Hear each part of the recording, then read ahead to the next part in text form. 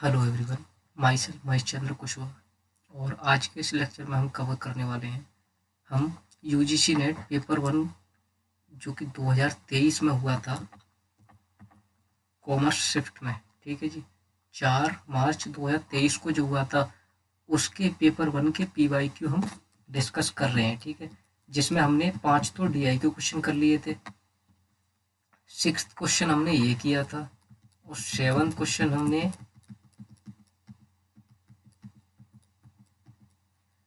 ये वाला किया था। ठीक है ना, 7। अभी हम क्वेश्चन नंबर 8 पे आते हैं। हम आते हैं यहाँ पे। तो क्वेश्चन क्या बोलता है हमसे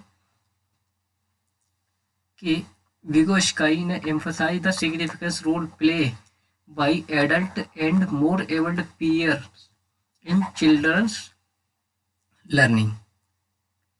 ठीक है, यानी कि Vygotsky ने क्या बोला था, Vygotsky ने, कि बच्चों के अधिगम से मतलब क्या हो गया, जो लर्निंग यानी कि जो सीखते हैं ना, वो वयस्क वयस्क और अधिक सक्षम योग्य सहपाठी की भूमिका पर बल दिया जाता है। इनका ये कहने का तात्पर्य था। ठीक है, तो क्वेश्चन में ये बोला है। दूसरा ऑप्शन क्या है कि जोन ऑफ प्रॉक्सिमल डेवलपमेंट जो होता है ना, वो ऐसा एरिया होता है जहाँ पे बच्चे सॉल्व करते हैं अपनी प्रॉब्लम को alone with the help of others, यानी कि दूसरों की हेल्प के बिना ही अपनी प्रॉब्लम्स को वो सॉल्व आउट कर लेते हैं। इनका कहने का मतलब ये हुआ। तो सबसे पहले हम सॉल्यूशन पे आते हैं, उसके बाद हम देखेंगे तो इसका राइट आंसर क्या होने वाला था। देखो, what I can do, zone of proximal development want need to be done to take learner where he need to be। कहने का मतलब क्या होगा, जो जोन होगा ना प्रॉक्सिमल डेवलपमेंट का, वो कौन सा होगा जहां पे learner with the help of सीखते हैं, यानी कि किसी की हेल्प के द्वारा ही सीखते हैं। क्वेश्चन में हमसे क्या बोला था कि जोन ऑफ प्रॉक्सिमल डेवलपमेंट ऐसा एरिया होता है जहां पे वो खुद से सीखते हैं विदाउट हेल्प ऑफ अदर बोला था। तो ये ऑप्शन तो हमारा गलत हो जाएगा, क्योंकि जोन ऑफ प्रॉक्सिमल डेवलपमेंट कौन सा एरिया होता है जहां पे बच्चे दूसरों की हेल्प से ही सीखते हैं। ठीक है जी, दूसरों की हेल्प से ही सीखते हैं। और उसके बाद what I can do, zone of achieved development where the learner is right now, जो लर्नर यहाँ पे पहुंचना चाहते हैं और यहाँ पे कुछ नहीं कर पाते हैं वो। ठीक है ना, अपने ही द्वारा, यानी कि बिना हेल्प के। तो एक ऑप्शन तो हमारा यहाँ से क्लियर होता है कि जोन ऑफ प्रॉक्सिमल डेवलपमेंट ऐसा एरिया होता है जहाँ पे बच्चे जो है वो दूसरों के हेल्प के द्वारा ही सीखते हैं। ठीक है जी, तो यहाँ पे डिफरेंस दे रखा है, जैसे कि सोशियो कल्चर कंटेक्स्ट क्या बोलता है कि लिटिल एम्फेसाइज और स्ट्रॉन्ग सोशियो कल्चर के बारे में अगर हम देखें तो Vygotsky जो है वो स्ट्रॉन्ग एम्फेसाइज है। ठीक है ना, पीगेट वाला इतना एम्फेसाइज नहीं है। कंस्ट्रक्टिविस्ट की अगर हम बात करते हैं तो कॉग्निटिव कंस्ट्रक्ट यानी कि माइंड का यूज यहाँ पे किया जाता है, जहाँ पे पीगेट वाली थ्योरी में। और यहाँ पे सोशल कंटेक्स्टिविस्ट यानी कि सोसाइटी से ही सीखते हैं हम यहाँ पे। इनका कहने का मतलब ये हो गया। ठीक है ना, सोसाइटी के द्वारा, और यहाँ पे हम अपने खुद से माइंड से सीखते। कॉग्निटिव क्रिटिकल की बात हो रही है। अगर हम स्टेज की बात करते हैं ना पीगेट की, तो strong emphasize on the stage of development, ये स्ट्रॉन्ग एम्फेसाइज की बात करता है। और नो जनरल स्टेज, यहाँ पे Vygotsky ने कोई भी स्टेज नहीं दी थी, स्टेजेस नहीं दी थी, जो कि पीगेट ने स्टेज में दी थी। पीगेट ने क्या बोला था कि कोई भी बच्चा जब सीखता है ना, वो स्टेज के हिसाब से सीखता है, फर्स्ट स्टेज, सेकंड, थर्ड, ऐसे। अच्छा, की प्रोसेस की बात करते हैं हम अगर डेवलपमेंट और लर्निंग की, तो यहाँ पे क्या है, इक्विलिब्रेशन, स्कीमा, एडेप्टेशन, असाइमिलेशन और एकोमोडेशन की बात कहाँ पे होगी, पीगेट वाली चीज में। और अगर हम Vygotsky की बात करते हैं तो जोन ऑफ प्रॉक्सिमल डेवलपमेंट था जहाँ पे scaffolding, language, dialogues, tools of culture की बात जो वो Vygotsky की थ्योरी में होती है ना, जहाँ पे हम सोसाइटी में रह के ही सीखते हैं ना एक दूसरे से, तो वो चीज की बात होती है। अच्छा, रोल की बात करें अगर, लैंग्वेज का रोल क्या होता है, तो यहाँ पे यानी कि कम रोल होता है यहाँ पे लैंग्वेज का। Children experience ego centric speech की यहाँ पे बात होती है। अगर हम लैंग्वेज के रोल की बात करते हैं ना Vygotsky थ्योरी में, तो यहाँ पे मेजर रोल होता है इनका। Language play a powerful role in the shaping through. क्यों होता है? क्योंकि हम सोसाइटी से सीख रहे हैं, तो सोसाइटी में जो लैंग्वेज यूज किया रही, जो अदर लोग लैंग्वेज यूज कर रहे हैं, उनसे हम अगर कोई बात सीख रहे हैं तो वो उसी हिसाब से सीखेंगे, वही लैंग्वेज सीखेंगे हम। टीचर के इम्प्लीकेशन की बात करें हम यहाँ पे, तो सपोर्ट करता है चिल्ड्रन को एक्सप्लोर करने में their worlds and discover knowledge, knowledge को सीखने में टीचर का जो सपोर्ट होता है यहाँ पे। अगर हम व्यवस्था थ्योरी की बात करते हैं तो establish opportunity for children to learn with the teachers and more skilled peers, यानी कि यहाँ पे दूसरों के द्वारा भी हम सीख जाते हैं यहाँ पे, ठीक है ना। तो ये क्लियर हुआ यहाँ पे। और विगोस्काई थ्योरी क्या बोलती है कि role play by adult and more abled peer in children learning, children learning में जो वो ज्यादा रोल प्ले करते हैं, ये विगोस्काई थ्योरी ये बोलती है। तो हम यहाँ पे देखते हैं रोल ऑफ लैंग्वेज का रोल था, यहाँ पे टीचर की इम्प्लीकेशन से आते हैं ना। तो देखो children to explore their worlds and discover support, यहाँ पे टीचर का सपोर्ट होता है।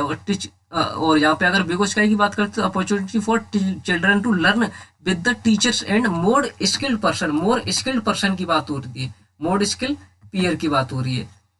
और अगर हम यहाँ पे बताते हैं sequence role play by the adult and more abled peer in children learning, देखो यहाँ पे टीचर की बात नहीं हो रही, बट यहाँ पे टीचर भी आना चाहिए था, तभी इसको राइट आंसर माना जाता। तो इन्होंने क्या एनटीए के हिसाब से जो आंसर दिया गया था वो इसका ऑप्शन नंबर सी दिया गया था, है ना, ऑप्शन नंबर सी दिया गया था। यानी कि हाँ सॉरी, यहाँ पे टीचर नहीं, ये सही है, क्योंकि देखो बाय द एडल्ट, एडल्ट के द्वारा भी सीखते हैं, more abled peers in children learning, यानी कि जो सहयोगियों की भूमिका होती है ना, उससे भी सीखे आते हैं हम यहाँ पे।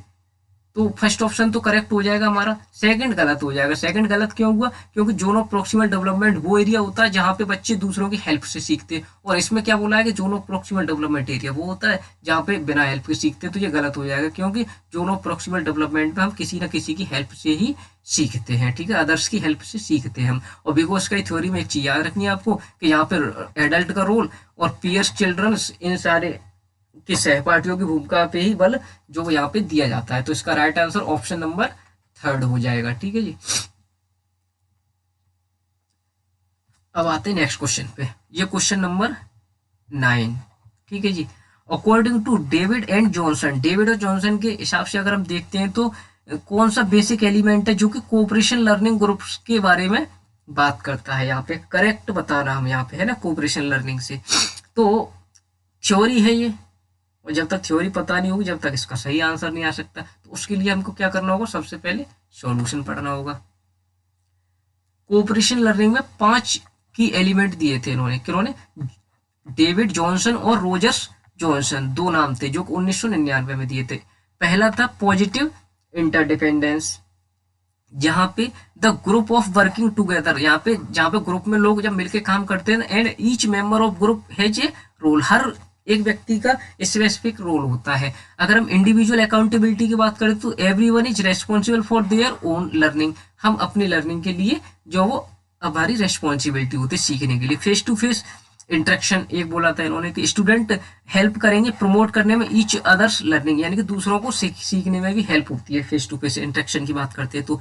अगर हम इंटरपर्सनल और स्मॉल ग्रुप की बात करते हैं जो सोशल स्किल की, तो यहाँ पे group learn how to be effective leader, यानी कि ग्रुप, स्मॉल ग्रुप होगा वहाँ पे कोई ना कोई लीडर होगा तो उसकी हेल्प से ही हम अच्छे से सीख सकते हैं। How to communicate and how to be build trust, ठीक है जी। इंटरपर्सनल, जब दो लोग आपस में मिलकर बात करेंगे, दो लोग आपस में सीखने की कोशिश करेंगे तो वो इंटरपर्सनल ग्रुप के अंदर आ जाएगा, ठीक है ना। ग्रुप प्रोसेसिंग में आफ्टर वर्किंग टुगेदर, जब हम साथ में कोई भी काम करते हैं तो ग्रुप को एनालाइज करते हैं, द गुड और challenging part of working together, जब हम साथ में सीखते हैं ना, कोई भी ग्रुप को 4-6 लोग जब आपस में मिलके ही किसी भी चीज को सीखते हैं तो वो अच्छे से समझ आ जाती है, ठीक है ना। तो 5 एलिमेंट इन्होंने जो वो दिए थे, तो हमसे इसके एलिमेंट ही पूछे गए थे, यहाँ पे तो बेसिक एलिमेंट पूछे गए थे, बट हमने यहाँ पे उनको डेफिनेशन भी पढ़ ली। अब इंडिविजुअल अकाउंटेबिलिटी थी, एक पॉजिटिव इंटरडिपेंडेंस था, आई थिंक, हाँ पॉजिटिव इंटरडिपेंडेंस भी था। तो दो, तो हमें यहाँ से मिल गए बी और ई। बी और ई कहाँ पे आ रहा है? देखो बी और ई इसमें तो नहीं आ रहा, तो ये तो कट जाएगा। देखते सेल्फ कंसेप्चुलाइजेशन था, इसमें नहीं था। सेल्फ कंसेप्चुलाइजेशन, इंडिविजुअल अकाउंटेबिलिटी तो था, इंडिविजुअल अकाउंटेबिलिटी तो हो गया। स्किल डेवलपमेंट की बात थी, स्किल डेवलपमेंट की, स्किल डेवलपमेंट सोशल स्किल से आ सकता है ये, है ना, सोशल स्किल से आ सकता है ये। बट नहीं, सेल्फ कंट्रोलाइजेशन इंडिविजुअल हो गया, और उसके पॉजिटिव इंटरडिपेंडेंस था, आई थिंक पॉजिटिव तो हो ही गया, पॉजिटिव हो गया। प्रमोशन मैंने यहाँ पे गलत लगा दिया है ना, प्रमोशन नहीं था यहाँ पे,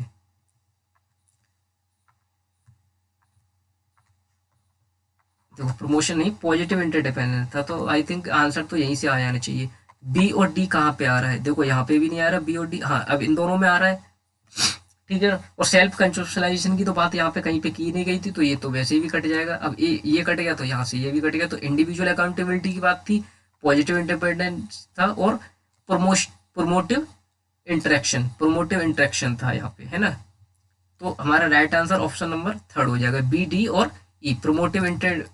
प्रोमोटिव से यहाँ पे हम किसको रिलेट कर सकते हैं, देखो promotive interaction face to face interaction, ठीक है ना, यहाँ से कर सकते हैं हम इसको रिलेट। तो बाकी के पॉइंट आप याद रखें, देखो घुमा के भी पूछ लिया ना वहाँ पे, उन्होंने इंटरेक्शन वाले पॉइंट को प्रोमोटिव इंटरेक्शन लिख दिया इसको इन्होंने, जो कि फेस टू फेस इंटरेक्शन था, प्रोमोटिव, ठीक है ना। अब यहाँ पे दो और देख सकते हैं आप, इंटरपर्सनल और स्मॉल स्किल भी देख सकते हैं, ग्रुप प्रोसेसिंग भी होता है इसका, ये आप यहाँ से देख ही सकते हैं। तो क्वेश्चन नंबर 10th पे आते हैं। अब यहाँ पे 9th क्वेश्चन कर लिया हमने।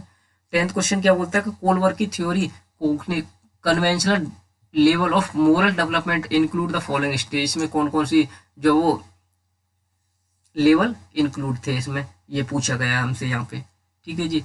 तो इसमें कौन कौन से इंक्लूड थे वो भी हम यहाँ से कर लेते हैं। देखो कोलवर के पिरामिड स्टेज में बात करते हैं हम यहाँ पे। तो एक तो ओबिडेंस था, या जिसको हम पनिशमेंट ओरिएंटेशन बोलते हैं, इंडिविजुअलिज्म एंड एक्सचेंज था, एस्टेब्लिशिंग इंटरपर्सनल रिलेशनशिप की बात की थी, मेंटेन करेंगे सोशल ऑर्डर को, सोशल कॉन्टैक्ट एंड इंडिविजुअल के राइट, और यूनिवर्सल प्रिंसिपल की भी बात की गई थी। प्रिंसिपल की social contact, law and order, pleasing others, self interest और रिवार्ड पनिशमेंट। अब देखो रिवार्ड पनिशमेंट और सेल्फ इंटरेस्ट कहाँ पे आएगा, लेवल 1 में, जो कि प्री कन्वेंशनल होगा। लॉ ऑर्डर और प्लीजिंग ऑर्डर कहाँ पे आएगा, जहाँ पे लेवल 2, जहाँ पे कन्वेंशनल होगा। पोस्ट कन्वेंशनल कौन सा आएगा, जो लास्ट स्टेज होगा, जहाँ पे सोशल कॉन्टैक्ट और प्रिंसिपल की बात होगी। अगर हम कोलवर्ग की थ्योरी को एनालाइज करते हैं यहाँ पे, तो देखो Kohlberg devise a theory moral development which postulate that moral reasoning past 6 stage, इनकी 6 स्टेज दी थी इन्होंने, जो कि 6 स्टेज ये दे रखी हैं। उन 6 स्टेजों को भी इन्होंने 3 स्टेज में डिवाइड कर दिया, इंटू 3 स्टेज में डिवाइड किया, जो कि प्री कन्वेंशनल था, कन्वेंशनल था और पोस्ट कन्वेंशनल था, जो कि हमने यहाँ पे पढ़ लिया। Each stage involve more advance level, कहने का मतलब क्या होगा, जैसे कि प्री में थोड़ा कम, इसको एक्सटेंड किया तो हम कन्वेंशनल में आ गए, इसमें थोड़ा और एडिशन किया तो हम पोस्ट कन्वेंशनल में आ जाते हैं, ठीक है ना। तो इन्होंने डेवलपमेंट और कॉग्निटिव डेवलपमेंट और लाइफ एक्सपीरियंस की बात की थी, कि थोड़े थोड़े जब हमारा डेवलपमेंट होगा तो उसके हिसाब से हम अपनी स्टेज को भी, लेवल्स को भी हम कवर करते जाएंगे, ठीक है जी। तो क्वेश्चन का आंसर देखते हैं। देखो एक तो ओबीडियंस स्टेज था, ओबीडियंस या पनिशमेंट ओरिएंटेशन जो दे रखा है यहाँ पे, है ना। तो पहला तो आएगा ही आएगा, यहाँ पे दे रखा है, तो ओबीडियंस ओरिएंटेशन हो गया फर्स्ट,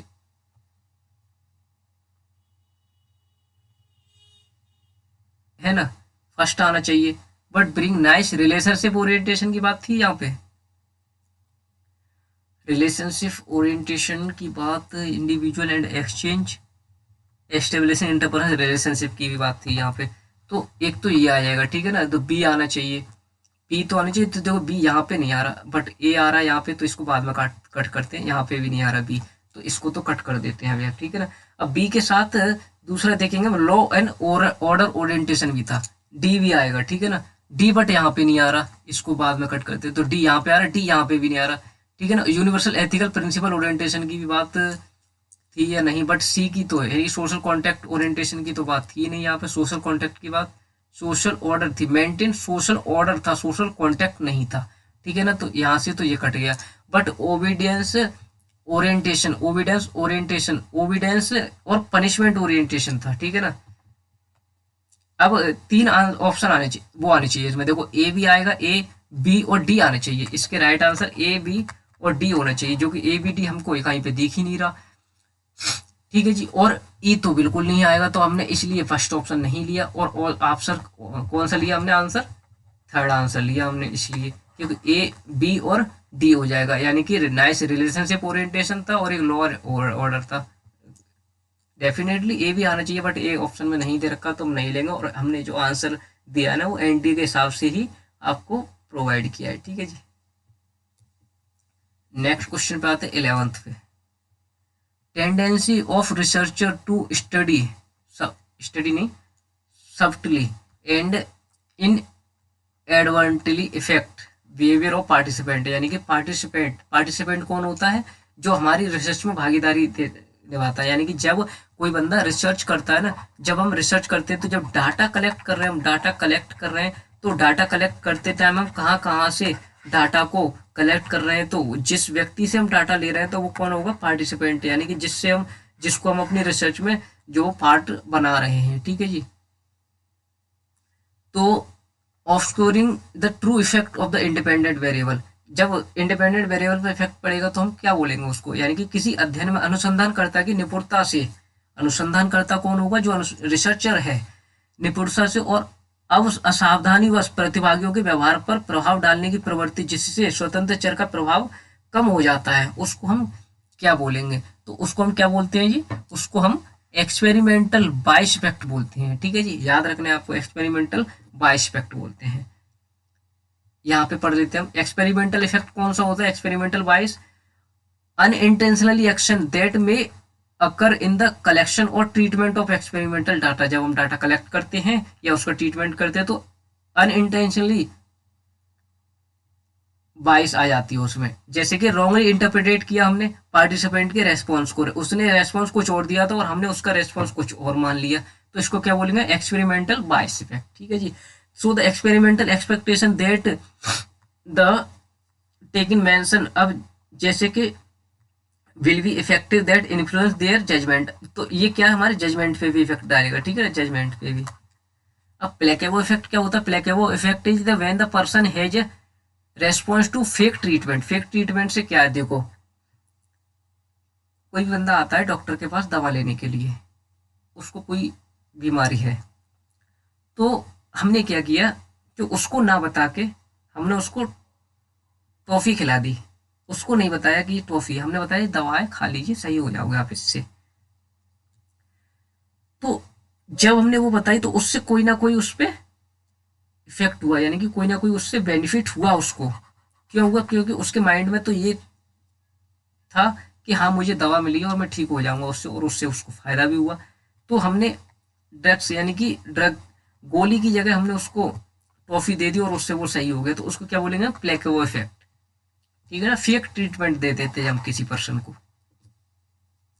हॉथॉर्न इफेक्ट क्या होता है? बेटर लाइटिंग,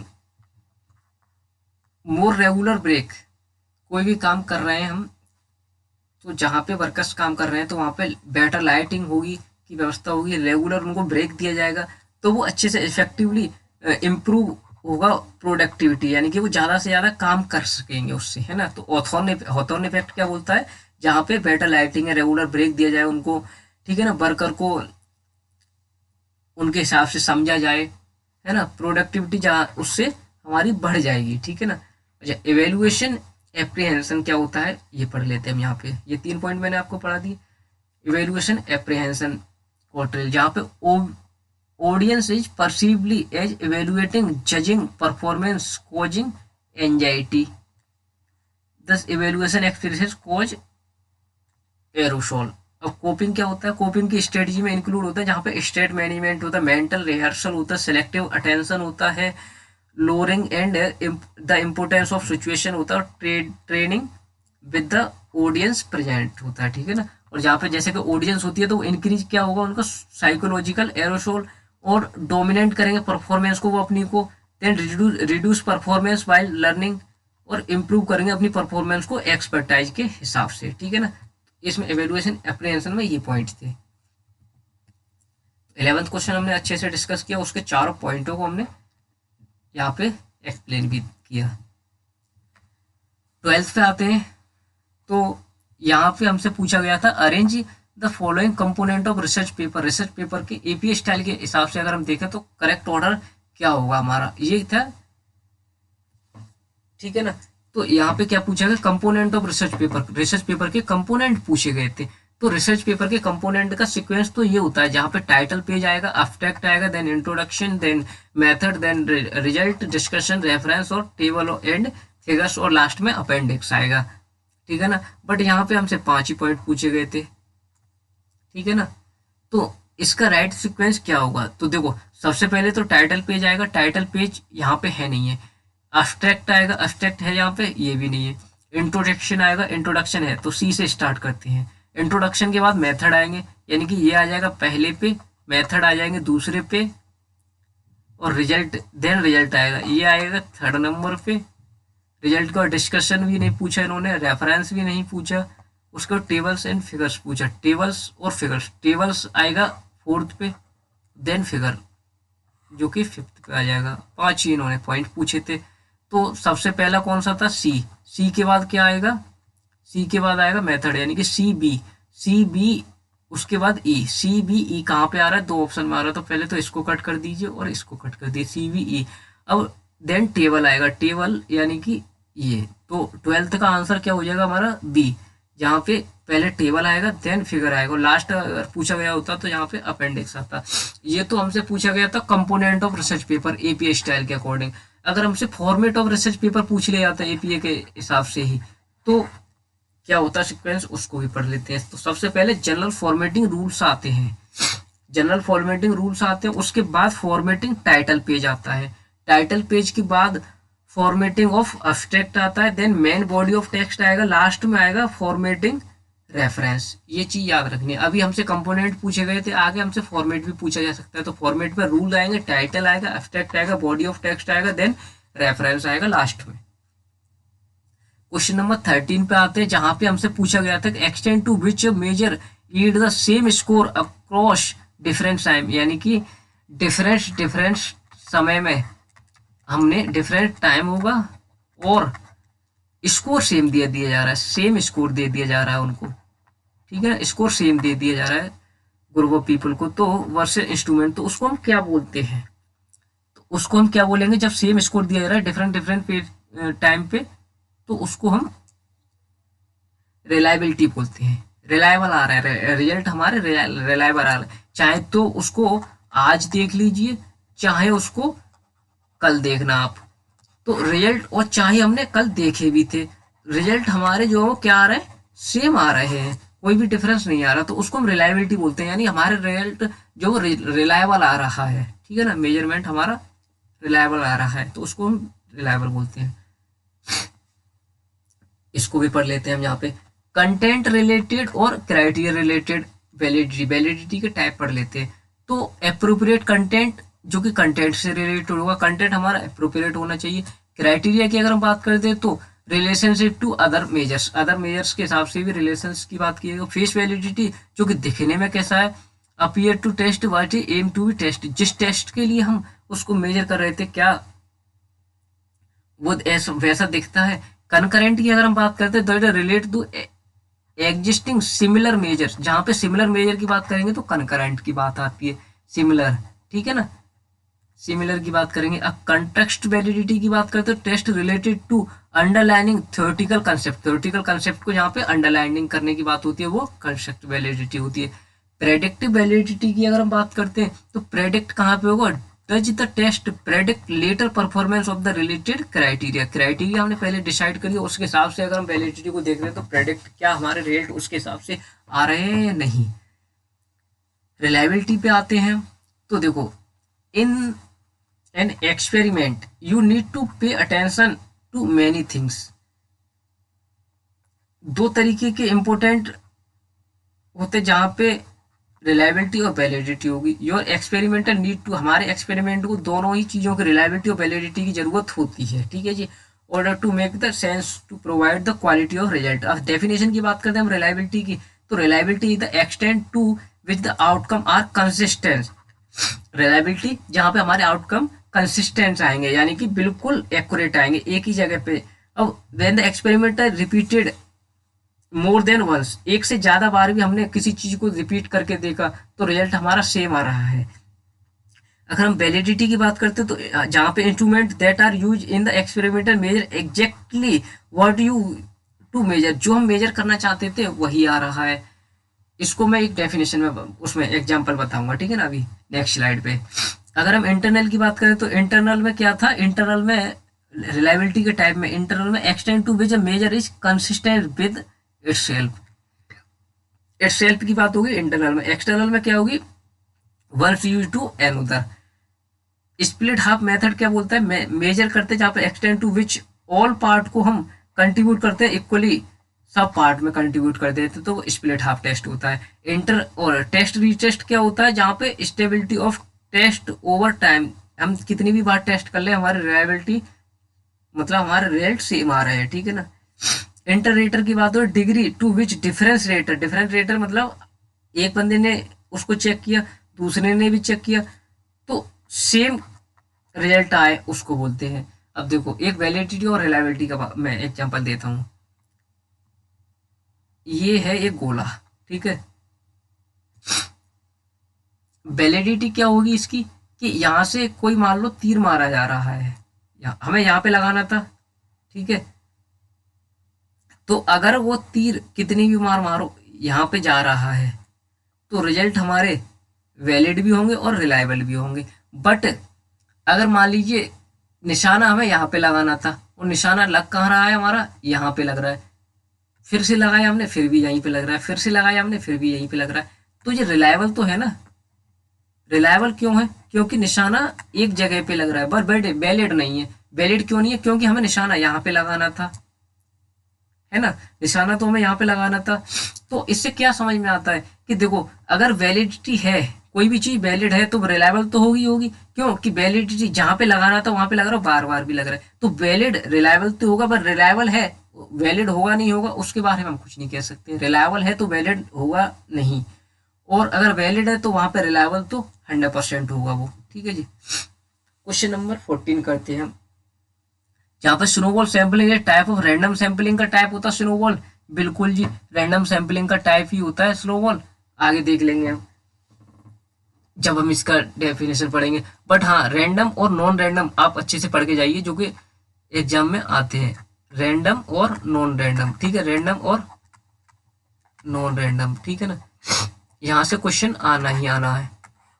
देखो रैंडम, अब हाँ sorry snowball sampling non random होता है तो यहाँ से ये गलत हो जाएगा ना, स्नोबॉल इसको हम नेटवर्क सैंपलिंग भी बोलते हैं, इसको हम नेटवर्क सैंपलिंग भी बोलते हैं, ठीक है ना, तो ये तो गलत हो जाएगा हमारा फर्स्ट ऑप्शन। सेकंड क्या बोलता है, स्नोबॉल हेल्प करता है when participant being hard to reach group, yes ये तो